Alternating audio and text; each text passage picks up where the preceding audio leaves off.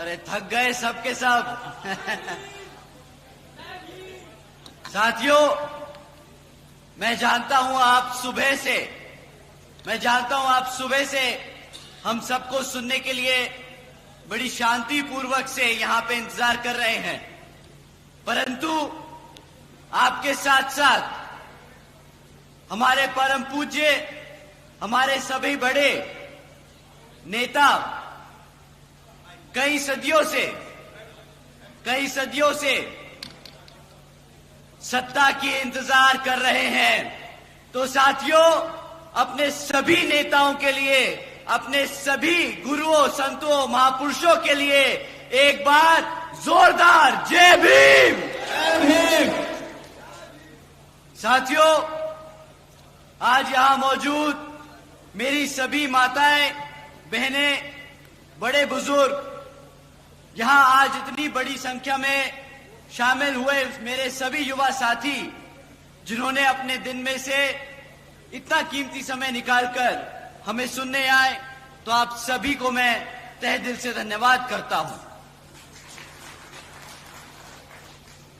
साथियों, आज इस विशाल कार्यकर्ता सम्मेलन को सफल बनाने के लिए जो हमारे बसपा और इनेलो के सभी छोटे बड़े पदाधिकारी एवं नेतागण और हमारे महत्वपूर्ण, हमारे मूवमेंट की जान, हमारे सभी कार्यकर्ताओं ने जिन्होंने इतनी मेहनत करी है, हमारे सभी मिशनरी गीतकारों ने, हमारे बीबीएफ के जवान साथियों ने इतनी मेहनत करी, आप सभी का भी मैं तहे दिल से धन्यवाद और आभार प्रकट करता हूं।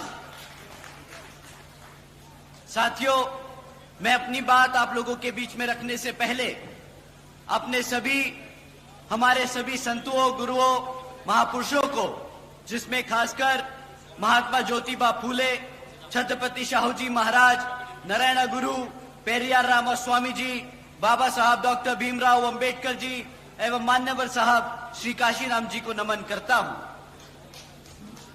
साथियों, मैं बहुजन समाज पार्टी की राष्ट्रीय अध्यक्ष व उत्तर प्रदेश की 4 बार मुख्यमंत्री एवं पूर्व सांसद आदरणीय बहन जी के नाम से लोकप्रिय बहन कुमारी मायावती जी को भी तहे दिल से आभार प्रकट करता हूं।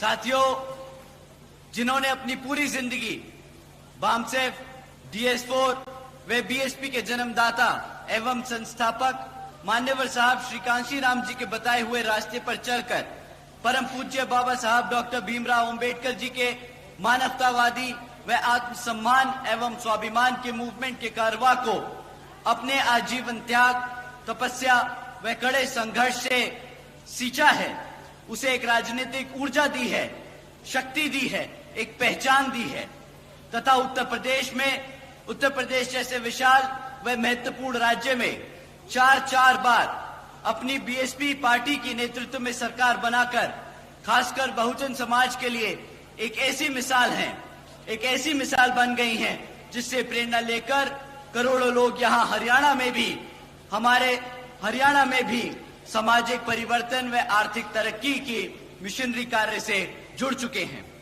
इतना ही नहीं, बल्कि साथियों, मैं खुद भी उनके इस नेतृत्व से प्रभावित होकर बीएसपी मूवमेंट से जुड़ चुका हूं और उनके पद चिन्हों पर चलकर इस मिशनरी दायित्व, कर्तव्य व फर्ज को अपनी आखिरी सांस तक निभाने की पूरी कोशिश करता रहूंगा।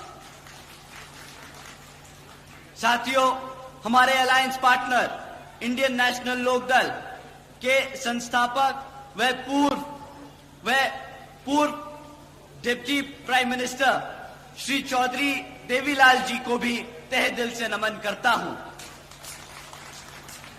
साथ ही इनेलो के राष्ट्रीय अध्यक्ष श्री ओम प्रकाश चौटाला जी और आज हम सब के बीच में मौजूद इनेलो के राष्ट्रीय महासचिव और हमारे गठबंधन की ओर से हरियाणा प्रदेश के मुख्यमंत्री जी के उम्मीदवार श्री अभय सिंह चौटाला जी का भी मैं तहे दिल से स्वागत और आभार प्रकट करता हूं।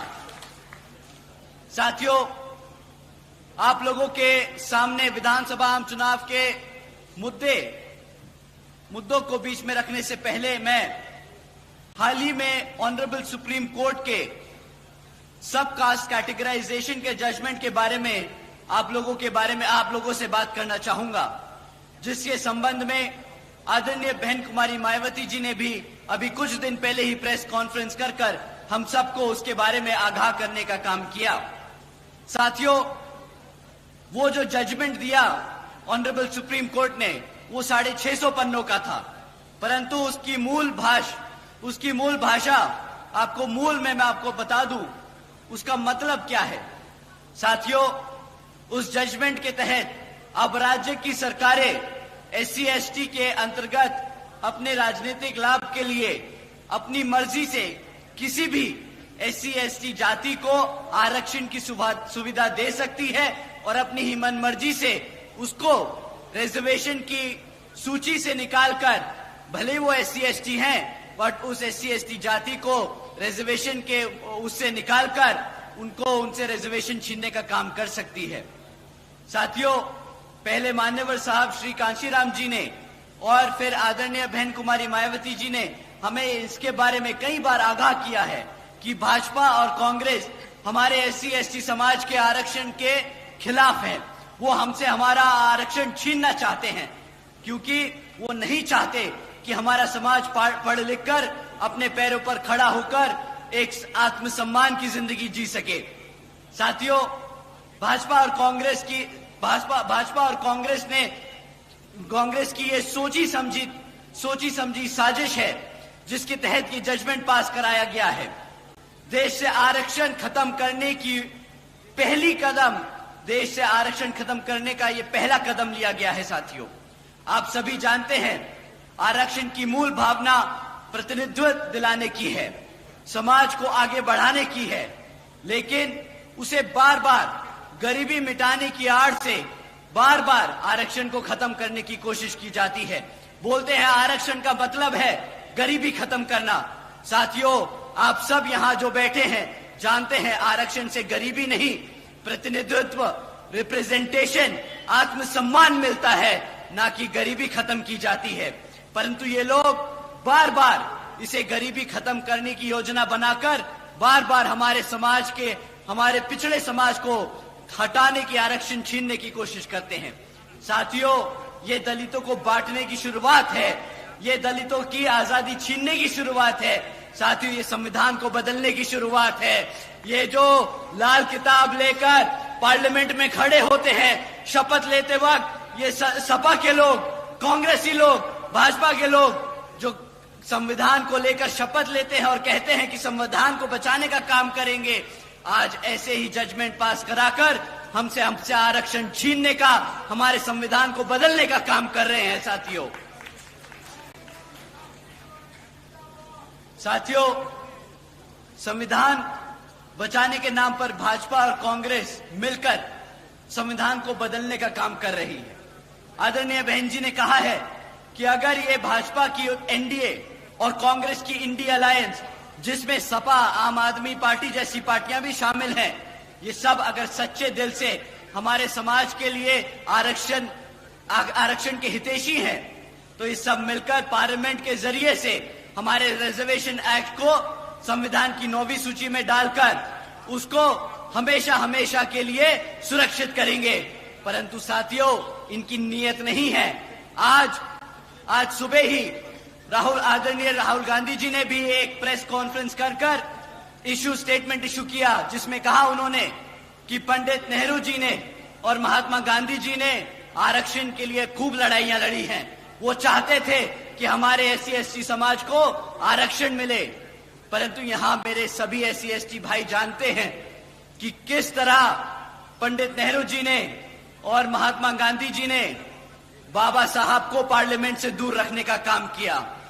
किस तरह वो जब बाबा साहब MP चुनकर पार्लियामेंट की कमेटी में पहुंचे, कॉन्स्टिट्यूशन कमेटी में पहुंचे, तो किस तरह उन्होंने बाबा साहब को इंडिया से हटाकर पाकिस्तान की कॉन्स्टिट्यूशन कमेटी में भेजने का काम किया।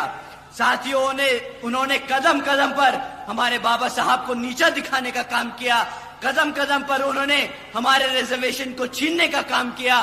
साथियों, वो तो इतने अड़ गए थे कि जब बाबा साहब ने अंग्रेजों की मदद से आरक्षण की व्यवस्था तय करी कॉन्स्टिट्यूशन में, तो महात्मा गांधी जी भूख हड़ताल पे बैठ गए और माने नहीं जब तक उन्होंने बाबा साहब की शर्तों को हटाने का काम न किया। साथियों, वो इस कदर इनके पीछे पड़ गए थे कि कह रहे थे कि मैं मर जाऊंगा परंतु आरक्षण नहीं लागू होने दूंगा। साथियों, ये थी कांग्रेसियों की नीति। साथियों, भूल जाइएगा कि कांग्रेसी या भाजपा कभी भी हमारे आरक्षण के हितैषी हो सकते हैं। साथियों, उन्होंने कदम कदम पर हमें मिटाने की, दबाने की, कुचलने की कोशिश की है। समय आ गया है, अब और कोई हमारे ऊपर राज नहीं करेगा। समय आ गया है अपने वोट की कीमत का, अपनी वोट की कीमत को पहचानने का। समय आ गया है शासक बनने का। समय आ गया है अपनी जगह लेने का। समय आ गया है पार्लियामेंट पे राज करने का। साथियों, अभी आप लोगों के सामने अभी कुछ ही समय में विधानसभा के आम चुनाव होने वाले हैं और कांग्रेस के साथ साथ यहां भाजपा भी पिछले 10 सालों से राज कर चुकी है। भाजपा से पहले कांग्रेस ने 10 साल आप पे राज किया। अब पिछले 10 साल से भाजपा राज कर रही है और अब जब विधानसभा हमारे सर पर है तो ये लोग फिर से आप लोगों के बीच में आकर झूठे झूठे वादे करेंगी। परंतु साथियों, इस बार इनको वोट डालने से पहले हमें इनसे कुछ मुद्दों पे सवाल करने होंगे। मैं आप लोगों से जाति और धर्म के आधार पे कभी नहीं कहूंगा आप सवाल करें। मैं आपसे कहूंगा आप इनसे शिक्षा, रोजगार और चढ़ती हुई महंगाई के बारे में सवाल करें। साथियों, अगर हम शिक्षा की बात करें तो यहां पिछले 10 सालों से सरकार ने 5000 से ज्यादा प्राइमरी स्कूल्स को बंद करने का काम किया है। एक तरफ हमारे पढ़ने लिखने के बच्चे की संख्या बढ़ रही है, दूसरी तरफ ये सरकार हमारे बच्चों के प्राइमरी स्कूल बंद करने का काम कर रही है। एक तरफ साथियों 2000 से ज्यादा सीनियर सेकेंडरी स्कूल है हरियाणा में, जिसमें से 1000 से ज्यादा स्कूलों में प्रिंसिपल तक की पोस्ट पे प्रिंसिपल्स नहीं है। अब साथियों, ये बताइए कि पिछले 2027 से हमारे SC, ST, OBC समाज के छात्रों को स्कॉलरशिप का पैसा मिला कि नहीं मिला? यहाँ पे जितने भी कॉलेज के बच्चे बैठे हैं, बताइए आपको स्कॉलरशिप का पैसा मिला कि नहीं मिला? भाई साहब, इतना कम मना करोगे ना तो सत्ता तो दूर की बात है, स्कॉलरशिप भी नहीं मिलेगी।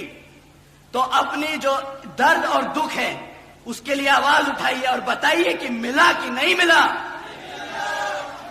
साथियों, जिस तरह आपको स्कॉलरशिप का पैसा नहीं मिला, इसी तरह इस बारी कांग्रेस की और भाजपा को वोट नहीं मिलेगा। आप लोगों का वोट हाथी और चश्मे पे पड़ेगा। साथियों, एक तरफ हमारे बच्चे दिन रात मेहनत कर कर कॉलेज में दाखिला ले रहे हैं, दूसरी तरफ ये सरकार झूठा वादा कर कर कि स्कॉलरशिप का पैसा देगी, वो पैसा नहीं देती। हमारे बच्चे अनपढ़ रह जाते हैं। जब हमारा बच्चा पढ़ेगा लिखेगा नहीं तो आप बताइए क्या वो गुलामी करेगा कि नहीं? हम गुलाम ही बन के रह जाएंगे ना। अब आप ही बताइए, बाबा साहब ने इतनी मेहनत कर कर हमें गुलाम बनाने के लिए खड़ा किया है। बताइए मेरे किसान भाइयों, आप लोग अपने पैरों पर खड़ा होना चाहते हैं कि नहीं? साथियों, अगर आप अपने पैरों पर खड़ा होना चाहते हैं तो मैं आप लोगों से दरखास्त करूंगा कि आने वाले विधानसभा आम चुनाव में यहां बसपा और NLA के प्रत्याशियों को भारी बहुमत मतों से जिताकर श्री आदरणीय अभय सिंह चौटाला जी को मुख्यमंत्री बनाकर अपने यहां पर अपने लिए, अपने हितों के लिए काम कराने का काम करें आप सब।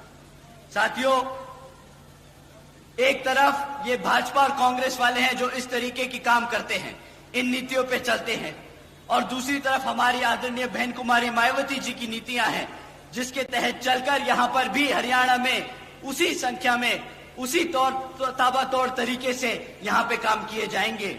जैसे बहन जी ने बसपा की सरकार के दौरान यूपी में सावित्रीबाई फुले बालिका शिक्षा योजना चलाई थी साथियों, जिसके तहत बहन जी ने 7 लाख से ज्यादा बच्चियों को 12वीं तक की शिक्षा प्राप्त करने के लिए 600 करोड़ से ज्यादा अपनी बच्चियों पर खर्चने का काम किया था। इतना ही नहीं साथियों, बहन जी ने 6 engineering colleges, 2 homeopathic colleges, 24 polytechnic colleges, 2 paramedical colleges, 6 universities, 200 से अधिक इंटर व डिग्री कॉलेजेस, 100 से अधिक ITIs, 550 से ज्यादा हाई स्कूल्स और हमारे प्राइमरी स्कूल्स के बच्चों के लिए 5,500 से ज्यादा प्राइमरी स्कूल्स बनाने का काम किया है साथियों। और साथियों, हमारे सभी पिछड़े समाज के, हमारे ओबीसी समाज के छात्रों के लिए आदरणीय बहन जी ने देश में पहली बार 27% आरक्षण की व्यवस्था तय की थी। साथियों, लिस्ट बहन जी के कामों की इतनी लंबी है शिक्षा की क्षेत्र में कि मैं यहां पर बताते बताते थक जाऊंगा और दिन की भी रात हो जाएगी। परंतु साथियों, आप लोगों से मैं दरखास्त करूंगा, आप लोग पूरा भरोसा जताए हमारे आदरणीय अभय सिंह चौटाला जी पे कि जिस तरह बहन जी ने वहां यूपी में काम किया, उसी तरह यहां पर आदरणीय अभय सिंह चौटाला जी भी आपके बच्चों की शिक्षा के लिए दिन रात एक कर आपके बच्चों को अपने पैरों पर खड़ा करने का काम करेंगे। साथियों, आज हरियाणा का युवा बेरोजगार घूम रहा है। इतना ही नहीं बल्कि हमारा हरियाणा का 40% युवा बेरोजगार घूम रहा है। और यहां पिछले 10 सालों से भाजपा की सरकार लगातार सत्ता में बनी हुई है। यहां 2 लाख से ज्यादा सरकारी पद आज भी खाली पड़े हैं। इतना ही नहीं, पिछले 10 सालों से हमारे 2000 से ज्यादा कॉलेज के लेक्चरर्स, कॉलेजेस में जो लेक्चरर्स हैं वो परमानेंट होने की मांग कर रहे हैं। और हमारे क्लरिकल क्लास के वर्कर्स अपनी बेसिक पे को 35,400 की मांग कर रहे हैं। परंतु इन सभी क्षेत्रों में यहां भाजपा की सरकार एक भी काम पूरा ना कर पाई। साथियों, एक तरफ 40% युवा बेरोजगार घूम रहा है, दूसरी तरफ इनके पास 2 लाख से ज्यादा सरकारी पद खाली पड़े हैं। परंतु ये क्या करते हैं? ये कौशल विकास निगम जैसी योजनाएं चलाकर हमारी पक्की नौकरियों को कच्ची नौकरियों बनाकर लोगों में बांटने का काम कर रहे हैं। आप जानते हैं क्यों ये पक्की नौकरियां नहीं देना चाहते आपको? क्या आप जानते हैं क्यों ये हमारे कॉलेजेस में प्रोफेसर्स को, लेक्चरर्स को परमानेंट नहीं करते? सरकार, साथियों, अगर सरकार ने पक्की नौकरी देना शुरू कर दिया तो उनको आरक्षण भी देना पड़ेगा।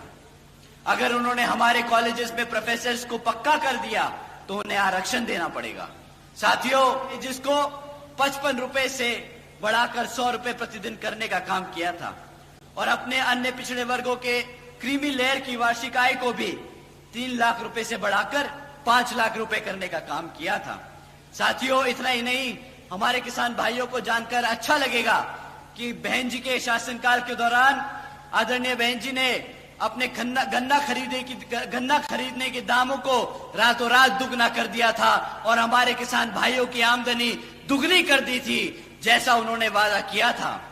साथियों, उसी तरह, उसी मॉडल पे चलकर यहां पर भी हमारी सरकार जब आप लोग बनाएंगे तो हमारे किसान भाइयों की आमदनी दुगनी कर दी जाएगी। साथियों, तीसरा सबसे बड़ा मुद्दा महंगाई का। साथियों, ये लोग जब महंगाई की बात करते हैं तो आप लोगों से बोलते हैं कि जी आप हमसे मुफ्त में राशन ले लो, और बड़े गर्व और फक्र से बोलते हैं कि हमने 80 करोड़ जनता को मुफ्त में राशन देने का काम किया। साथियों, अब एक बात बताइए कि आपने महंगाई कम करने के लिए वोट डाला था या मुफ्त में राशन मांगने के लिए वोट डाला था? बताइए साथियों, महंगाई कम करने के लिए कहा था ना। यही लोग आप लोगों के बीच में गैस का सिलेंडर तान के घूम रहे थे ना कि गैस का सिलेंडर देखो 1000 रुपया पार, 400 रुपया हो गया, 400 रुपया हो गया। अब इन्हीं के शासनकाल में क्या गैस का प्राइस 1000 रुपया पार कर चुका है कि नहीं? बताइए साथियों। परंतु अब ये 1000 रुपया इन्हें नहीं दिख रहा, अब इन्हें 1000 रुपया महंगा नहीं लगेगा। पता है क्यों साथियों? क्योंकि अब इन लोगों की आदत हो गई है जगह जगह विदेशों में घूमना, इनकी आदत हो गई है बड़े बड़े रेस्टोरेंट में बैठ के खाना खाना, होटलों में घूमना। इन लोगों को आपकी महंगाई से कोई लेना देना नहीं साथियों। परंतु साथियों, अगर ये लोग सिर्फ रोजगार देने वाला ही वादा पूरा कर देते, सिर्फ रोजगार देने वाला ही वादा पूरा कर देते तो महंगाई तो हमारा किसान भाई अच्छे से जानता है, हमारा SC ST समाज अच्छे से जानता है। अगर कमाऊंगा भी तो घर भी चला लूंगा तो अपने पैरों से खड़ा हो जाऊंगा, जिंदगी में अपने आप आगे बढ़ने का रास्ता निकाल लूंगा। मुझे किसी सस्ती गैस का जरूरत नहीं, मुझे महंगाई से डरने की जरूरत नहीं। परंतु साथियों, ना इन्होंने महंगाई कम करने का काम किया, ना इन्होंने रोजगार देने का काम किया। साथियों, आप जानते हैं कि मुफ्त में राशन की कीमत क्या है आपके लिए।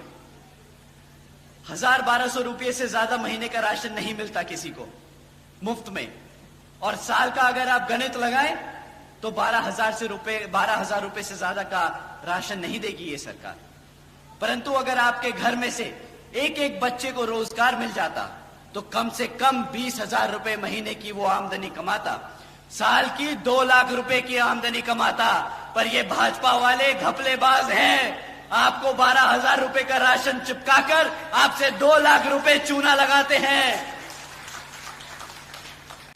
साथियों, मैं आप लोगों का और समय नहीं लूंगा। आपको मैंने शिक्षा के बारे में बताया कि ये किस तरह आप लोगों को कमजोर कर रहे हैं शिक्षा के क्षेत्र में। मैंने आपको बताया रोजगार के मामले में, मैंने आपको बताया महंगाई के बारे में। मैं आप लोगों का और समय जाया नहीं करूंगा। एक तरफ साथियों, मैं आपसे यही कहूंगा कि भाजपा और कांग्रेस आप लोगों को गुलाम बनाने का काम कर रही है, और दूसरी तरफ बसपा और इनेलो का गठबंधन की सरकार है जो आपके बच्चों को पढ़ा लिखा कर, काबिल बनाकर एक समाज में आत्मसम्मान से जिंदगी देने का काम करना चाहती है। साथियों, इन्हीं कुछ जरूरी बातों के साथ ही अब मैं आप सभी से, खैर मेरी और वह खासकर आदरणीय बहन कुमारी मायावती जी की ये विशेष अपील है कि इस विधानसभा चुनाव में आप सभी लोग हर मोर्चे पे सावधान रहें। आपका वोट बहुत कीमती है, आपका कोई वोट खरीद ना पाए, आपका वोट कोई लूट ना पाए, आपका वोट कोई पढ़ने से रह ना जाए। साथियों, जाति, बिरादरी, धन, बल, मंदिर, मस्जिद या किसी भी भावना आदि के नाम पर कोई स्वार्थी अपने जाल में फंसाकर आपके वोट का दुरुपयोग ना कर ले, क्योंकि साथियों, देश के हर एक महिला, पुरुष व युवा को वोट डालने का अधिकार यहाँ परम पूज्य बाबा साहब डॉक्टर भीमराव अंबेडकर जी की अति महत्वपूर्ण देन है। मैं आप सभी से यही खास अपील करता हूं कि आप लोग यहाँ जिन जिन क्षेत्र में बसपा और इनेलो के विधानसभा उम्मीदवार चुनाव लड़ रहे हैं, तो आप उनको वोटिंग मशीन के सामने, वोटिंग मशीन पे बसपा का हाथी चुनाव चिन्ह और इनेलो का चश्मे का चुनाव चिन्ह के सामने वाला बटन दबाकर भारी मतों से जताने का काम करें। क्योंकि साथियों, समय आ गया है कमर कसने का, सत्ता छीनने का और यहां पर शासक बनने का। जय भीम, जय भारत।